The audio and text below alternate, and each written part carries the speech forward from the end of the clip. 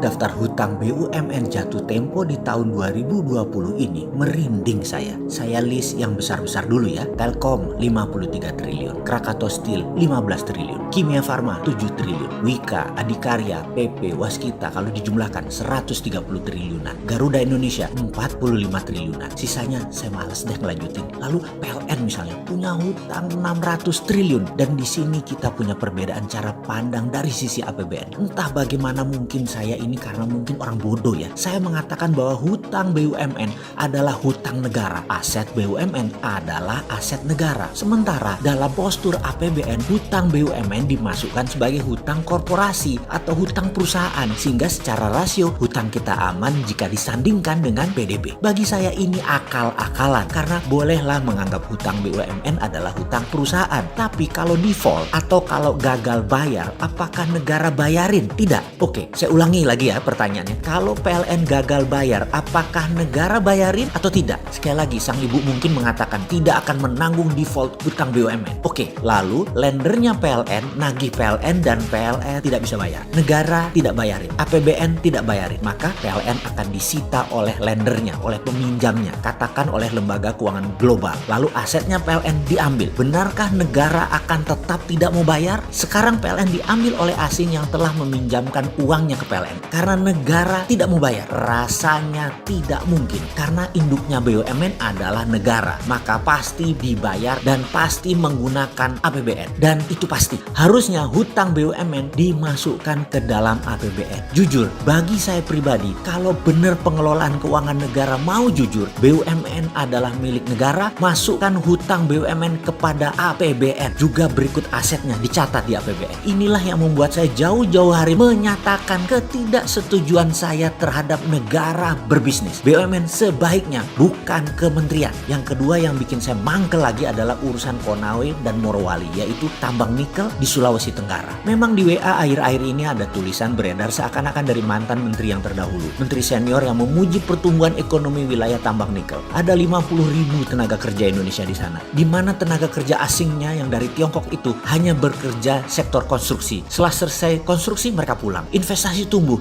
dan pendapatan daerah menjadi tumbuh luar biasa. Begitulah dia menulis. Tadinya saya mau diam aja, tapi kok sepertinya jadi kayak bener tindakan itu. Ya terpaksa kita buka-bukaan lagi. Pertama saya minta izin dulu ya. Urusan tambang jangan ragukan pengetahuan saya walaupun hanya sedikit. Namun dua perusahaan tambang saya yaitu CaOH 2 kali atau kalsium hydroxide dengan kapasitas 100 ton per hari adalah sebuah pengalaman panjang sejak tahun 1996. Kemudian pabrik litium kecil, belum skala komersial, namun cukup buat memahami apa itu dunia pertambangan, smelter, hingga proses pemurnian sampai finish produk. Pertanyaan pertama, apakah smelter nikel Konawe itu sampai pada tingkat finish produk atau hanya merupakan aktivitas untuk pembersihan impurity saja? Maksudnya bagaimana? Menurut saya smelter modelnya di NPI atau nickel pig iron itu akal-akalan Tiongkok. Itu mesin banci. Bener, mesin banci. Hanya membuang silikat dan unsur-unsur pengotor lainnya yang tidak memiliki nilai ekonomis. Namun nikel, fero, lithium, kobalt, dan mineral rare earth lainnya dalam fraksi yang sangat kecil tetap tidak terbuang. Ini terangkut. Jadi masih terkandung di dalam logam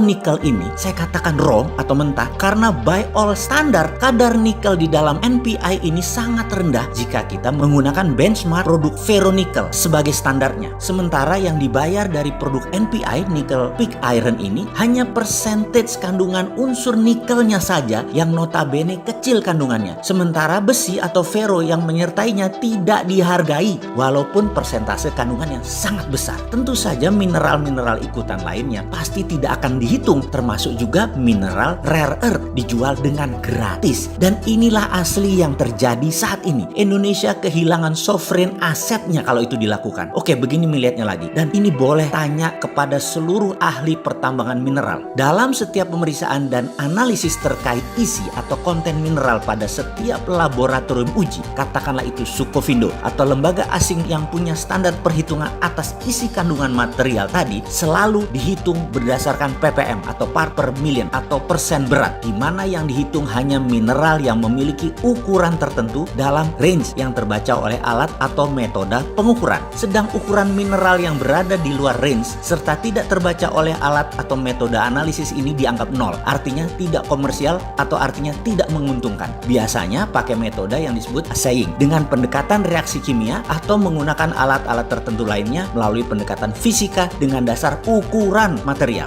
Pertanyaan sekarang, berani nggak menghitung konten material pakai EDAC system yang menggunakan spektrum warna? Di seluruh dunia, ketahuilah wahai pejabat yang terhormat, metode perhitungan isi kandungan mineral selalu menguntungkan pembeli. Karena itu mereka tidak pernah mau pakai sistem lain, maunya hanya menggunakan ukuran material saja sebagai dasar pengujian di laboratorium. Kita pemilik sovereign asset selalu dikadalin. Karena itu kalau saya sekali lagi dapat mandat nih, tak stop semua eksplorasi mineral ini. Tapi sebentar, jangan takut, nggak mungkin Sontoloyo ini dapat mandat. Ora minat blas, ambil tuh jabatan. Nggak pantas orang kayak saya ini. Jadi dalam hal ini, jangan bandingkan dengan 50.000 tenaga kerja Indonesia yang bekerja di sana. Lalu ada investasi 20 triliun sebagai sebuah kebanggaan. Pak, yang namanya investor duit 20 triliun itu ya harus balik. Kalau perlu beli pejabat, kalau perlu pejabatnya diajak masuk bisnis. Namun sebuah kepastian lain adalah aset kita, mineral kita, sovereign aset kita hilang karena silau dengan uang cepat itu pejabat. Kalau dari pendekatan income statement sekarang, kehadiran investasi asing merupakan subjek pajak dan royalti terkesan sangat menjanjikan. Namun coba lihat dari kacamata lain. Untuk setiap material seperti biji nikel laterit ini, jangan hanya dilihat dari komoditi dagang atau trade commodities. Coba lihat dari kacamata mineral strategis. Mineral strategis pendekatannya bukan komoditi dagang yang dicatat sebagai revenue dalam income statement negara, tapi dicatat sebagai sovereign asset yang ada di balance sheet negara. Kalau dicatat sebagai sovereign asset, manfaat nikel di Morowali dan Konawe bukan untuk 50.000 orang, tetapi buat 5 juta manusia Indonesia. Lupa, tapi pejabatnya yang jadi pengusaha nggak dapat apa-apa. Maaf, lanjut deh lo, monggo, kata dia. Ya mending buat 50.000 orang lalu dibungkus propaganda agar terlihat pahlawan. Walau aset hilang, kan rakyat nggak tahu apa-apa tentang sovereign aset ini. Rakyat toh masih bodoh. Bahkan dikasih duit 400.000 per hari untuk ngebuzzer yang kesannya beda dengan apa yang dijalankan pemerintah. Pokoknya serang, banyak yang mau. Sahabat, semoga informasi ini bisa dipahami. Sedikit kontribusi pemahaman pandangan dari sisi lain, sedikit kritis, tapi ada solusinya. Sungguh, sovereign asset itu adalah cikal bakal sovereign wealth fund yang harusnya negara mainkan di tengah pandemi ini, bukan malah menyetujui undang-undang minerba yang baru yang kemudian membuat sovereign asset kita hilang selamanya.